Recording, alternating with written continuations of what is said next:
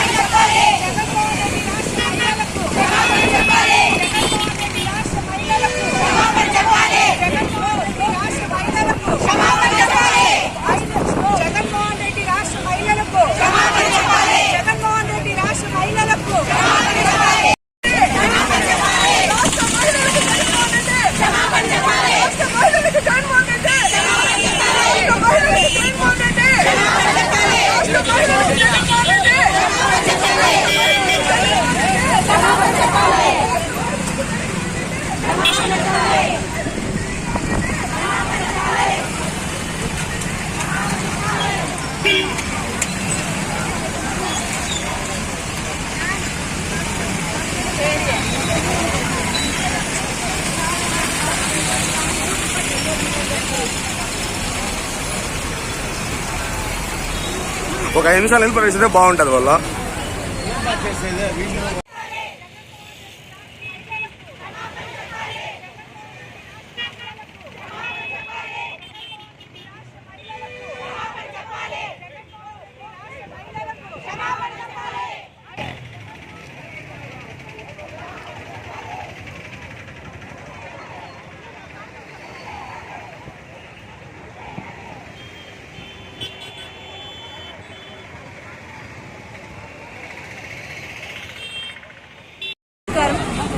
గత 10 రోజులుగా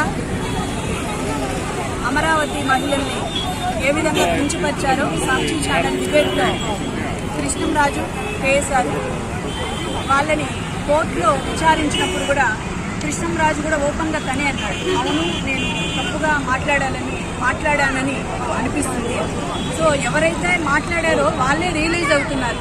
అక్కడ ఉన్న అమరావతి మహిళల్ని అంత ఆ రకంగా మాట్లాడుకుంటూ అమరావతి అనేది ఒక దేవతలకి నిలయం అనేసి వాళ్ళే రియలైజ్ అయ్యి తప్పు ఒప్పుకున్నా కూడా జగన్మోహన్ రెడ్డి వాళ్ళు ఏ విధంగా సమర్థిస్తున్నారు అనేసి ఈరోజు మహిళలందరూ కూడా ఆయన మొహం మీద ఉంచుతూ ఉన్నారు. నువ్వు ఒక పార్టీకి అధినేతగా ఒక మాజీ ముఖ్యమంత్రి అయింది మహిళల్ని అంత ఘోరంగా అమరావతి మహిళలన్నీ కూడా అంత ఘోరంగా అవమానించడం నీకు ఆనందంగా ఉందా అని కూడా మహిళలందరి తరఫున కూడా ప్రశ్నిస్తున్నారు. మొట్టమొదటి నుంచి కూడా అమరావతి మహిళలంటే జగన్మోహన్ రెడ్డికి పట్టదు. ఎందుకంటే వాళ్ళు న్యాయం కోసం పోరాడుతున్నారు. వాళ్ళు మహిళని అని కూడా చూడకుండా వాళ్ళపైన పోలీసు జలను ఉపయోగించి ఏ విధంగా చార్జెస్ తీసుకున్నారు, వాళ్ళందరినీ కూడా వాళ్ళు చేసే ఆ పాదయాత్రను కూడా ఏ రకంగా ఇబ్బంది పెట్టారో ప్రతి ఒక్కరికి తెలిసి ఇన్ని జరుగుతుంది. అంతమంది ఆడవాళ్ళ ఉసిరే నీకు పార్టీలో 11 సీట్లు వచ్చాయి, అయినా కూడా బుద్ధి రాలేదా అని కూడా మేమందరూ అడుగుతున్నాం. ఈరోజు అమరావతి మహిళల పైన ప్రతి ఒక్కరు కూడా ప్రతి ఒక్క మహిళ మన రాష్ట్రంలో ప్రతి ఒక్కరూ ఖండిస్తున్నా కూడా భారతిరెడ్డికి జగన్ రెడ్డికి కొంచెం కూడా జాలి దయ అసలు వాళ్ళు మనుషులేనా అని కూడా అందరికీ ఆశ్చర్యం కలిగింది. ఒక తల్లిని చెల్లిని గౌరవించిన వాడు మహిళని ఏం గౌరవిస్తాడులే అని వాళ్ళు ఒక మనిషి లిస్టులో కూడా తీసేస్తారు. సో అలాంటి వ్యక్తి నిన్న కేఎస్ఆర్కి బెయిల్ వచ్చిన వెంటనే నీకు ఇప్పుడు అర్థమైందా అని టీడీపీ వాళ్ళు ఏదో వాళ్ళు సాధించినట్టు ప్రశ్నిస్తుంటే మీ కేఎస్ఆర్ వాళ్ళకన్నా కూడా జగన్ రెడ్డి పైన అందరూ కూడా ఉమ్మేస్తున్నారు. ఒక మహిళని కించపరిచి తప్పు చేసిన వాళ్ళు కూడా రియలైజ్ అవుతున్నా మీరు ఒక ఛానల్ యజమాన్యంగా ఉండి క్షమాపణలు చెప్పకపోగా ఇంకా టీడీపీ పార్టీ మీద ఇంకా కూడా మీరు పడి ఏడుస్తున్నారా అని కూడా ప్రతి ఒక్కరు కూడా ప్రశ్నిస్తున్నారు. రాబోయే రోజుల్లో మహిళలు మీకు ఏ విధంగా బుద్ధి చెప్తారో అనేది కూడా మహిళలే కూడా చూసుకుంటారు. మహిళల జోలికి వచ్చిన ఏ నాయకుడు కూడా బాగుపడింది లేదు అని కూడా మేము హెచ్చరిస్తూ గత వారం రోజులుగా చూస్తున్నాము. రాష్ట్రంలో సాక్షి ఛానల్ మాట్లాడే దీని మీద రాష్ట్ర మహిళలందరూ కూడా నిరసన తెలియజేయడం జరుగుతుంది. అలాగే నిన్న కొమ్మినేని శ్రీనివాస్కి షరతుల మీద బెయిల్ ఇవ్వడం జరిగింది. సుప్రీంకోర్టు కూడా హెచ్చరించడం జరిగింది.